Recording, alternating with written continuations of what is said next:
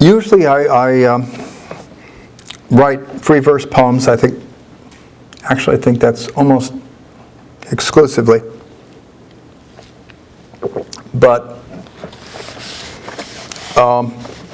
there was one kind of form that fascinated me for a while, the villanelle, where lines repeat again and again. Dylan Thomas's "Do Not Go Gentle Into That Good Night." It's one of the supreme examples.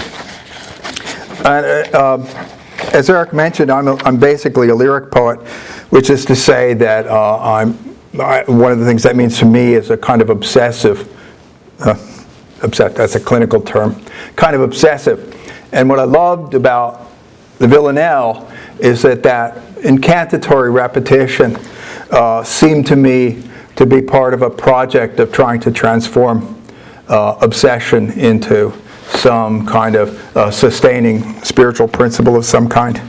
So in this new section of the New and Selected, I ended up writing about 10 villanelles.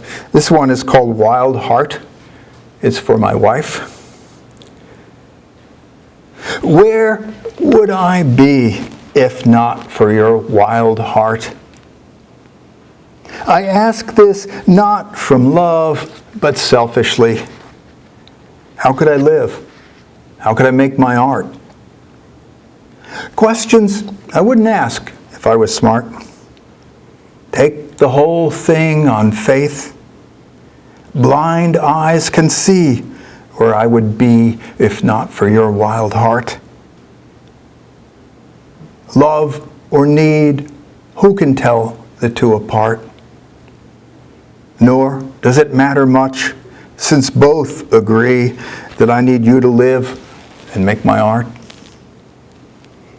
Are you the target? Am I the bow and dart? Are you the deer that doesn't want to flee and turns to give the hunter her wild heart?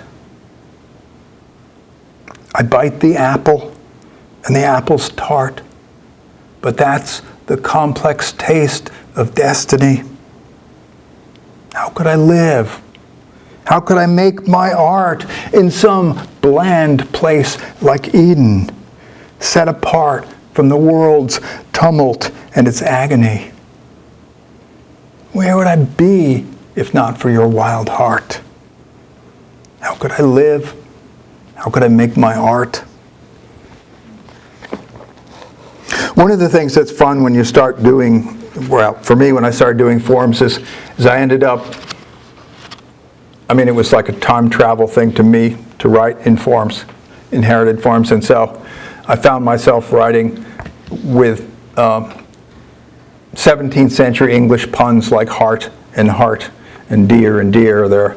They're puns much beloved by the 17th century. See, I keep thinking of the things I'm supposed to say before the poem instead of after.